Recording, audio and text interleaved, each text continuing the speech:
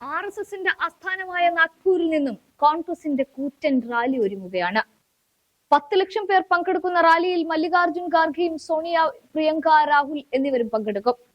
കോൺഗ്രസിന്റെ 130ാമത് സ്ഥാപക ദിനത്തോടനുബന്ധിച്ചാണ് RSS കോട്ടയിലേക്ക് ആർത്തിരമ്പിക്കൊണ്ട് കോൺഗ്രസിന്റെ 10 ലക്ഷം പേരുടെ കൂറ്റൻ റാലി എത്തുന്നത്.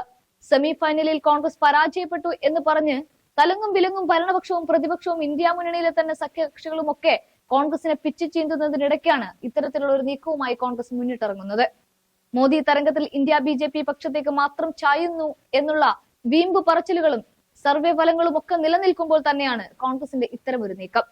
സ്ഥാപക ദിനത്തിൽ തന്നെ ഇത്തരത്തിലൊരു പടുകൂറ്റൻ റാലി കോൺഗ്രസ് സംഘടിപ്പിക്കുന്നതിലൂടെ പ്രവർത്തകർക്കും അണികൾക്കും വലിയ ആത്മവിശ്വാസം നൽകാനാവും എന്നതോടൊപ്പം തന്നെ നാഗ്പൂരിന്റെ മണ്ണിൽ നിന്ന് കൂടിയാവുമ്പോൾ അത് BJP സിരാ കേന്ദ്രങ്ങളിൽ പോലും ചർച്ചയ്ക്ക് വഴിവെക്കും.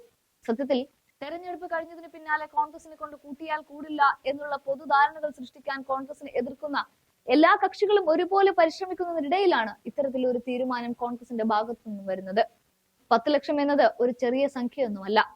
കോൺഗ്രസിനെ തൂത്തെറിയാൻ നിൽക്കുന്നവർക്കുള്ള മുന്നറിയിപ്പ് കൂടിയാണിത്. ചരിത്രം പരിശോധിച്ചാൽ കോൺഗ്രസ് വീണ പല കാലങ്ങളും ഉണ്ടായിട്ടുണ്ട്.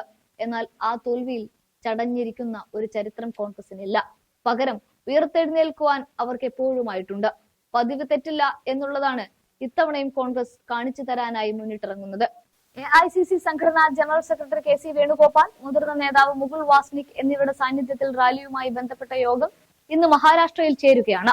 യോഗത്തിൽ മഹാരാഷ്ട്ര കോൺഗ്രസ് അധ്യക്ഷൻ നാനാ പട്ടേൽ, മുൻ മന്ത്രി ബാലാസാഹബ് തോറട്ട്, പ്രതിപക്ഷ നേതാവ് വിജയ് വഡോട്ടിവാർ, മുൻ മുഖ്യമന്ത്രിമാരായ അശോക് ചവാൻ, പൃഥ്വിരാജ് ചവാൻ എന്നിവരടക്കമുള്ള മുതിർന്ന സംസ്ഥാന നേതാക്കളും പങ്കെടുക്കുന്നുണ്ട്.